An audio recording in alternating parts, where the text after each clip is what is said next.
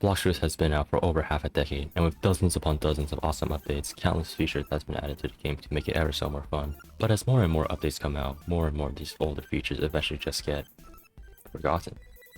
Until now, because in this video I'll be going over 20 features in Blox Fruits so they don't stay forgotten and at least you'll be reminded they exist. So yeah. Bounty posters, you can find them in all 3 Cs, but well, they don't do much. You're only able to use them as a marine to get a player hunting quest, and after defeating the player, you get a max of 50,000 money. The thing is, most players don't use them since there are just way better ways to make money, especially later on in the game. Anyways, boat cannons. Almost every boat has them, and besides providing a seat for players on a boat, it can also shoot, like a cannon. The cannon does do a decent amount of damage to other boats and stuff like that, but the problem is basically no one does boat-to-boat battles. The cannons are used for a quest title, but besides that, most players forget their use besides just being a seat on a boat. But what if there's something in the game that was basically added just to troll and waste your time?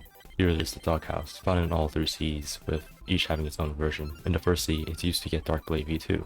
In the second C and third C, you can use it to buy a physical rocket fruit for 97 Robux. And in all 3 Cs, it wastes your time. So yeah, you can probably tell why most players forget it even exists. After that, we have the crew captain, an NPC found in the second seat at the graveyard and in the third seat at the great tree.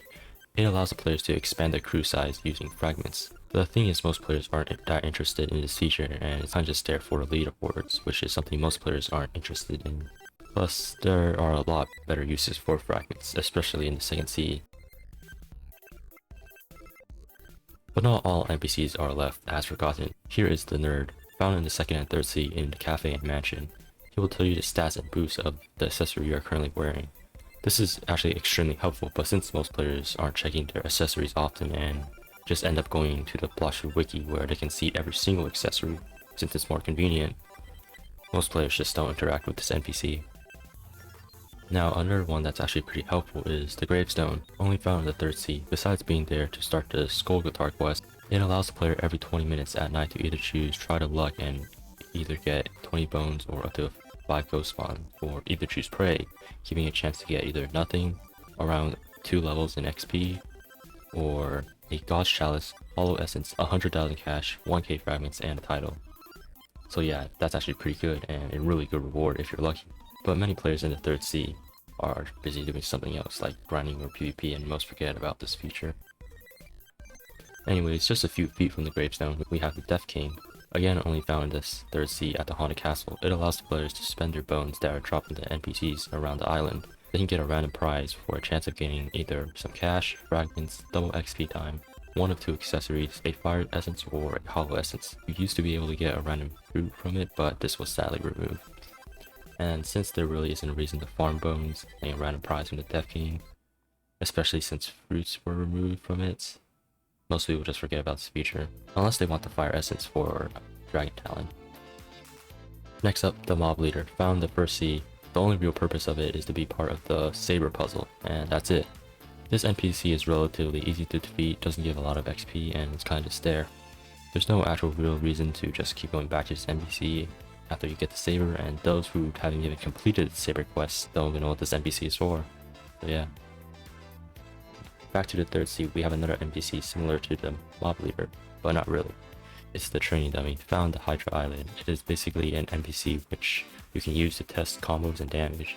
Nearby is also a quest from the arena trainer, which you can do once per hour that gives you 22,000 cash, 40 million XP, and 200 fragments for defeating the training dummy.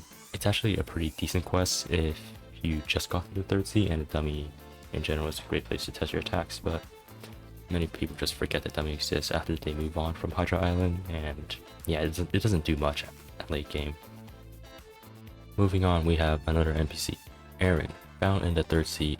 Interacting with this NPC allows you to rewatch the My Game 43 and RIP intro fight scene that was part of the storyline or quest to get to the third C from the second C. It's actually a cool little Easter egg in the game, but in general, it doesn't do much in terms of gameplay, and most players just forget it exists, but it's still a pretty cool addition. On kind of a similar note, we have chess, found in the second and third C. It's chess. That's it. You're able to get 2 titles from chess, but the thing is that in Blox Fruits, chess doesn't even work properly. Like, instead of checkmating your opponent to win, all you have to do is capture the king. Like what? Anyways, besides that, chess does kind of feel out of place in this like adventuring action game, so no surprise many people just forget it's there. Following that, there is the Awakening Expert. Found the second and third seed. This NPC allows you to change whether or not you want the fruit you have equipped to have the awakened or unawakened form of each move if there is one and you have it unlocked. There are some unawakened attacks that are arguably better than the awakened variant, but since most of the time the awakened variant is better, most players just don't bother. Next is the Player Hunter NPC. It's found the Sea Castle in the third sea, and it's pretty similar to the wanted posters, except it also tells you the location of the player. It gives you 20,000 cash, 50 million XP, and this quest can be done on both the pirate and marine team. And yeah, just like the wanted posters, there are just way better ways to get money and XP, and the Player Hunter quests, it's not really worth the effort. So yeah, most players just don't bother with these quests. Next up, books. Found all throughout the third sea. There are 5 books that tells like just the story of Blox Fruits, I think, and writing is actually pretty interesting. They can be found in these 3 areas: at the Dragon Dojo, here on the top of the Sea Castle, and here in the Temple of Time. Besides reading them, because like, why not?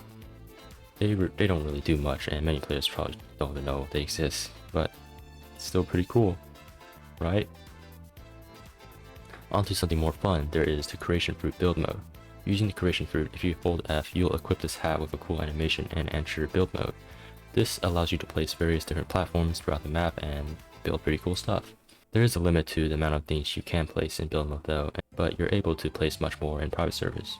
Either way, most players forget about this feature and don't even use the Creation Fruit. It's not that good for grinding or PvP, and it leaves this unique fruit underrated, as many players would rather use other stronger and convenient fruits.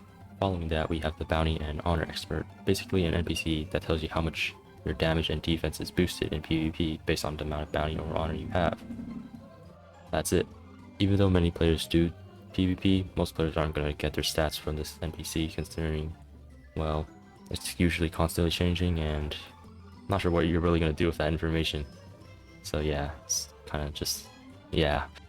Anyways, next is the Shipwright Teacher, an NPC found in the third sea which allows the player to get the Shipwright subclass after completing 50 sea events and defeating 20 sharks. This subclass allows you to repair boats and after upgrading this subclass with wood planks.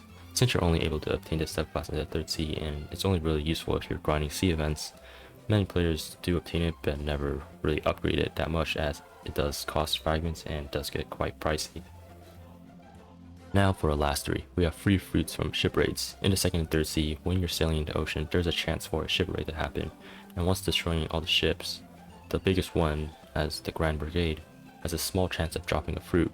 The chances of the fruit dropping is of course kind of small, and many players end up forgetting about it or just skip ship raids altogether, but they could possibly be skipping out on a really good fruit. Second to last is of course the Remove Blox Fruit NPC. It can be found in all 3 seas, and as the name implies, this NPC just removes the current fruit you have and leaves you with no fruit equipped at all. Why would you do this? I don't know. It's just a feature most players probably don't know and forget, and well, it doesn't have that much of a use. And finally, we have Enchanting. You can do this only in the third sea, and the thing is, many players don't just forget this feature exists. It's what you have to do that makes Enchanting worth it. You have to upgrade the weapon you want to enchant first, and then you have to craft or obtain scrolls. And if you want a good enchant like a blessing or curse, you need either a legendary or mythical scroll. And the materials are pretty hard to get if you do want to craft these scrolls. And you're not guaranteed good enchants. This kind of does make players forget about enchanting or going for really good enchants, especially if they don't PvP a lot, since most enchants are really only good for PvP and stuff. Also, by the way, if you don't know, you're able to enchant your fishing rods. Pretty cool. Anyways, that's 20 forgotten features in Blox Fruits. I hope you found this video somewhat interesting or maybe even helpful and stuff. And yeah, like, subscribe, comment your thoughts, and I'll hopefully see you next video.